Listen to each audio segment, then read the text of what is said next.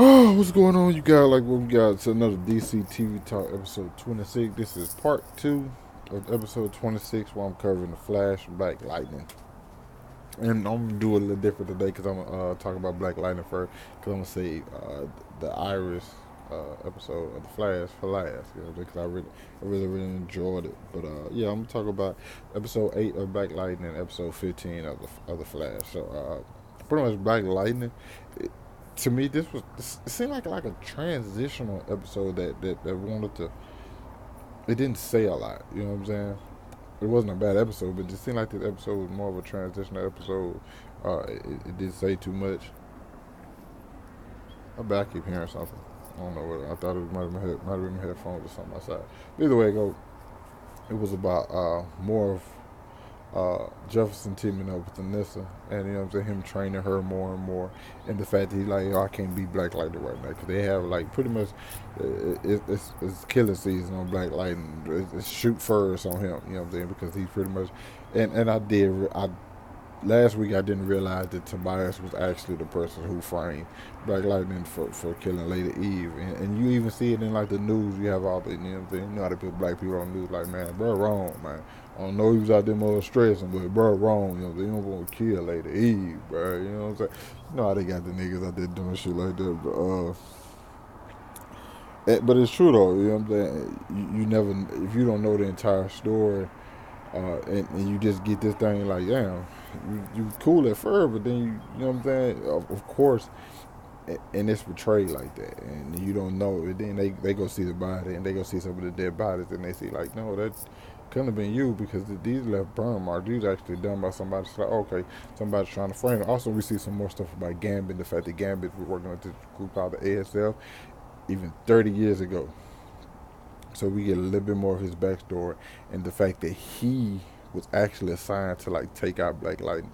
So in the way he's protecting him, but he actually later on in the episode when Lynn tells him like you need to talk to Gambit and see like exactly what's going on with him about his past, and we do, and we see that he's leaked the information to Black Lightning's father. That then they got the whole stuff with the investigation and them start researching like where's all this stuff coming from, how did these metahumans start coming about, because it was supposed to be like damn, what was it called? It wasn't a cure. Uh, can't think of the fucking name, but just kind of like not cure, but something. Or they was giving it, but it actually turned into like metahumans. So then he leaked the information. Once again, Gambit the one who leaked the information because he said like leaked the information and got to your father, and he in the investigation. So pretty much Gambit is, it all falls down to like Gambit the reason his father got killed, and Jefferson like, yo, you just stay away from me because that's pretty much like some whole shit. Because Gambit been like playing both sides in this whole thing. Okay, I'm gonna protect Black Lightning because I feel guilty about what happened to his father. At the same time, I gotta protect my own ass because we did a lot of shit. And then the other guy from the ASF, he got people out looking for Black Lightning trying to kill him. Just a whole bunch of different shit. And if Gambit would have came out and got in front of it, like you let this shit go on for 30 years, like for the longest. And so of course, like you thought somebody you thought been with you the entire time is actually somebody who been going behind your back and doing shit and keeping secrets. Because that would kill me to find out somebody I've known for this this long. Somebody who took me in after my father was killed, you know, then looked out for me, trained me, and did stuff like that. I always thought this person was looking out for the betterment of me. But at the same time, he's hiding shit from us. He's hiding shit, and he just feel guilty about something that he's done.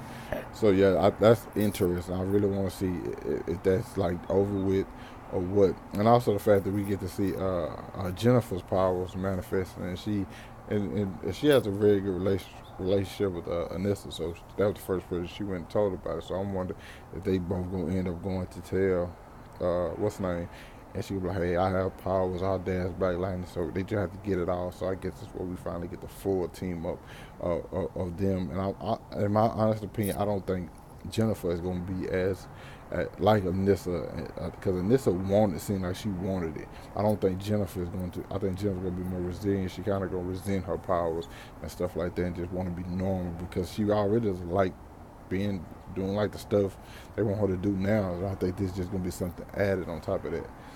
Oh yeah, it was overall a pretty good episode. You know what I'm saying? So I'm jumping to the Flash because this was the episode I think that really just caught me because I think beyond in the fandom, a lot of stuff that's been going down is just like a lot of people really haven't been liking. Iris's character is loved, but I feel like people are starting like, okay, Iris is starting to kind of like get on my nerve. And I'm not feeling that way. I just kind of you just kind of hear it amongst the fandom, but like the whole "we are the Flash" thing. Now that I don't like the whole "we are the Flash." I just don't like it. I don't know. Maybe maybe it's a married couple, so it's cool, but it's just not my whole thing. And me myself, I don't. It's not that I don't want Iris to be like a strong character. I do want Iris to be a strong character, but I kind of want her to do her own thing at the same time. I always kind of seem like everything she does is like so revolved around the team, and I kind of want her to get like some more a little separation and go back to like maybe the journalism. And in this episode we see that it's like which is very dope is the fact that they get Ralph to be the one like, hey, of course you can be brave when you just sitting back here, you know what I'm saying, all the time calling shots from behind a desk. I'm like, oh, Ralph really came. Ralph was coming at her neck the entire episode. I'm like, damn, Bear, you ain't gonna say nothing to this nigga. I'm like, I know you're your boy, but Bear, he really coming at your wife. Like, but the stuff he was saying was kind of true, but at the same time, it's like that's not her job. That's not who Iris is. Iris not gonna be the person out there doing drop kicks and shit to beat villains. So then we get this guy Meltdown, who we call him Meltdown, and he takes one guy's power and accidentally transfers to another guy. Then that guy becomes a villain out of nowhere, which was like you had nothing else you can do.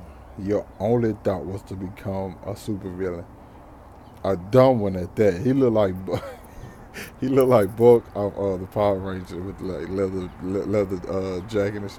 And come on, man. He was, but at the same time, it's kind of like, okay, you're not going to expect Iris to just get like somebody who an experienced villain. You need somebody who just a wicked this first time, just somebody that's out here just trying to cause havoc.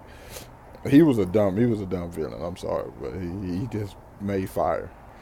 You have fire powers like get up to like 800 degrees, and you just out here with a flame tornado. He needs to see the fucking tsunami coming. He was dumb.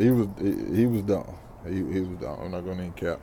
Uh, but yeah, it's fun to see Barry in the position to what Iris faced because and he didn't do a good job. They both, if you really look at it, they both were kind of doing the same thing. Iris did a pretty good job when she saved the people. Her taking out the fire, she really didn't know what she was doing. She didn't know how to phase.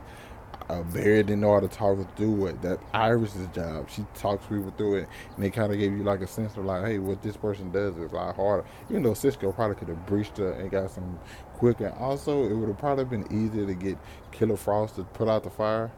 Cisco breached from there and put out the fire, and then go back. I don't know. Maybe it was too high and can freeze it enough, quick enough. I don't know. The same thing I thought with like the big fire at the end, but somebody pointed that out as well. Uh, but I just I really like the arc they gave Iris, and anytime I can just sit around and look at Candace Patton, I'm not complaining. Anytime you give Candace Patton any additional screen time, I am definitely not complaining. I am. Listen, I will marry her tomorrow. All right, I ain't got nothing to do tomorrow. She called me tonight. She comment under this video and say, "Hey, we can get married tomorrow. I just need you in L.A. by tomorrow evening." In there. I don't know how I'm getting. I'm storing myself in somebody's bag, and I'm going to L.A.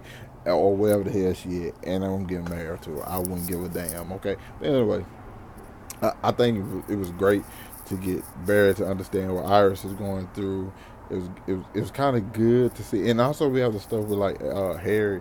he really wants to be smart as what's the name? DeVoe. And Cisco really was against him because, like, yo, you don't want to become that. You know what I'm saying? That's not what you need to become. It's not what we need from you.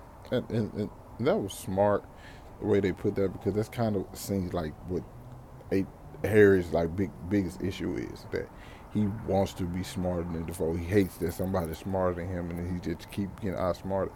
That's good, but kind of want the what he used it for wasn't the smartest thing, because it's like, oh, you need a tidal wave.